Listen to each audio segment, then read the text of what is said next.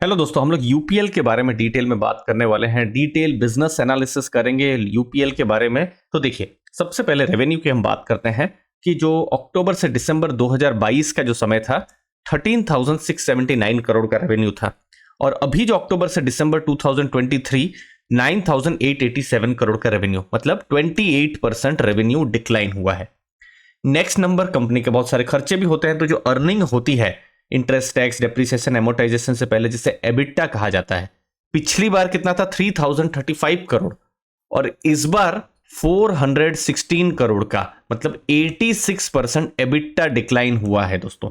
और यहां पर जो मार्जिन है, सोच लीजिए पहले 100 रुपया का रेवेन्यू था और कंपनी 22 रुपया का एबिटा कमाती थी, अब वो सिर्फ 4.2% कमा रही है। तो ये जो नंबर आया है, कमजोर नंबर आया हुआ है, और नेट इंपैक्ट प्रॉफिट पर भी पड़ा है।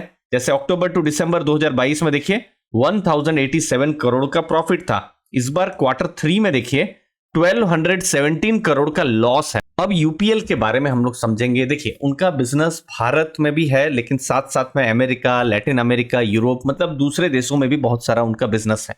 मेन बिजनेस उनका क्या है? क्रॉप प्रोटेक्शन का और स्पेशलिटी केमिकल्स, तो ये उनका मेन बिजनेस है। तो ये जो बिजनेस है, वहां पर अभी कुछ चैलेंजेस या तकलीफ हमको देखने को मिल रही है। तो यहां दो चैलेंजेस हैं। पहला, जो ग्लोबल फैक्टर है, जो एग्रो केमिकल्स हैं, उनके प्राइजेस कम हो रहे हैं। हमने कुछ दिनों पहले आईटीसी का भी एनालिसिस किया था। आईटीसी का भी एक बिजनेस है जो थोड़ा पेपर बोर्ड का बिजनेस है, जो कि जिसको इंपैक्ट हुआ है। अब हो क्या गया है, देखिए, जैसे यूपीएल के केस में जो एग्रो केमिकल्स हैं, उनके प्राइजेस जो है बहुत कम हो रहे हैं ग्लोबल मार्केट में, क्योंकि चाइना ने क्या किया है, डंपिंग शुरू कर दिया। अब चाइना में उतनी डिमांड नहीं होगी, तो वहां के जो प्रोड्यूसर है ग्लोबल मार्केट में सामान को बेच रहे हैं, और बहुत ही कम मार्जिन में, कम प्राइस में वो बेच रहे हैं। तो उससे क्या हो रहा है, यूपीएल का भी जो मार्जिन है वो भी इंपैक्ट कर जा रहा है।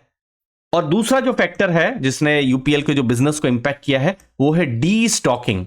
जो डिस्ट्रीब्यूटर्स हैं वो डी स्टॉक कर रहे हैं, और उसकी वजह से बिजनेस में इंपैक्ट हुआ है। अब डी स्टॉकिंग होता क्या है दोस्तों, उसको हम समझते हैं।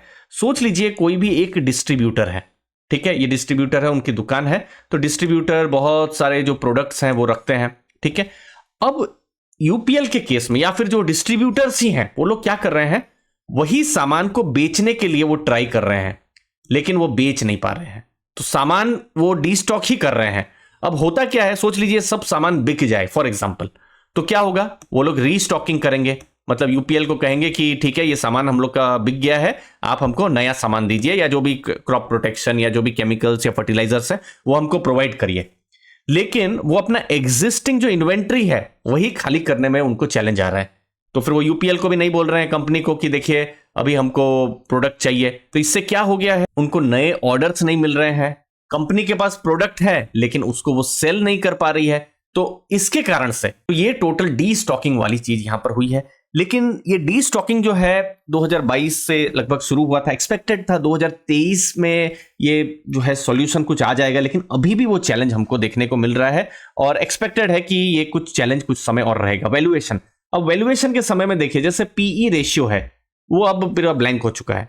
रीजन, कंपनी ने प्रॉफिट ही नहीं किया हुआ है। क्वार्टर 3 का जो रिजल्ट्स आया है, अच्छे रिजल्ट नहीं आए हुए हैं, तो जो ईपीएस है हमको नेगेटिव देखने को मिल रहा है, और ओवरऑल जो 12 महीने का जो प्रॉफिट है वो भी हमको नहीं देखने को मिल रहा है। तो अभी जैसे पी रेशियो 17 का उनको हिस्टोरिकली मिला हुआ है, तो वैल्यूएशन में अभी तो कुछ नहीं बोल सकते हैं, क्योंकि price divide by earning, PE ratio, P में जो अर्निंग वाला पार्ट है वही नेगेटिव है, और चूंकि वो नेगेटिव है तो इसीलिए वैल्यूएशन पर अभी कुछ भी अभी बोल नहीं सकते हैं। अभी कुछ अगर प्रॉफिट आए तो कुछ पी रेशियो हमको पता चलेगा। बट यस, यहां पर एक इंटरेस्टिंग चीज भी हो सकती है जो मैं आपको थोड़ी देर में बताऊंगा।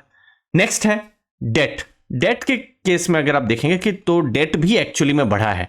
यस, कंपनी के पास लगभग 580 मिलियन का अभी कैश इक्विवेलेंट है, लेकिन जो डेट है वो अभी इंक्रीज हुआ है। अभी बहुत रिसेंट में यूपीएल कॉर्प जो है उसको मूडी ने डाउनग्रेड किया, तो उन्होंने कहा था कि 580 मिलियन का कैश तो है कंपनी के पास, लेकिन कंपनी के फाइनेंशियल ऑब्लिगेशंस भी हैं, जैसे केपेक्स है, पे आउट है, या फिर डेट रीपेमेंट, ये सब भी कंपनी को करना है। तो ये लगभग आप मान सकते हैं 3-4 गुना ज्यादा पेमेंट है। तो कैश है, लेकिन अगले 1-1.5 साल में 3-4 गुना का उनका खर्चा भी है। तो इसीलिए उनको अभी यूपीएल कॉर्प को उन्होंने डाउनग्रेड भी किया है। तो इसीलिए प्रॉफिट तो है ही नहीं, डिविडेंड तो बिल्कुल भी भूल ही जाने का है इस समय में।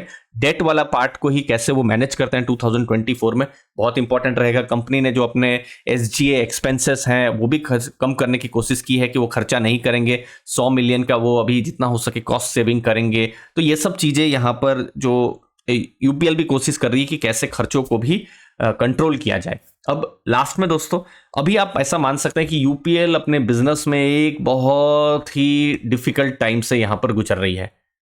अब एक्सपेक्टेड क्या है कि 2024 के मिड में, मतलब जुलाई अगस्त, उस समय में रीस्टॉकिंग हो सकती है। रीस्टॉकिंग मतलब फिर से डिस्ट्रीब्यूटर्स कहेंगे कि ठीक है, हम लोग का डीस्टॉक हो चुका है, मतलब हमारा सामान बिक चुका है, अब आप प्लीज हमको जो भी केमिकल फर्टिलाइजर है प्रोवाइड करना शुरू कर दीजिए। एक्सपेक्ट किया जा रहा था 2023 के एंड से ही रीस्टॉकिंग शुरू हो जाएगी, लेकिन उतना हुआ नहीं है। अब देखते हैं अगले 6-7 महीनों में अगर ऐसा कुछ हमको टर्न अराउंड सिग्नल मिले तो। मार्जिन तो बहुत ही अभी खराब हो गए, लेकिन मैनेजमेंट ने कहा है कि Q4 से मार्जिन इंप्रूवमेंट भी हो सकता है। तो इसीलिए शायद Q4 का भी रिजल्ट थोड़ा सा चैलेंजिंग हो, लेकिन फिर Q2 के रिजल्ट से चीजें अच्छा होना शुरू हो जाए, वो की टेक अवे रहेगा। मतलब ये फिर जुलाई अगस्त सितंबर अक्टूबर उस समय की मैं बात कर रहा हूं।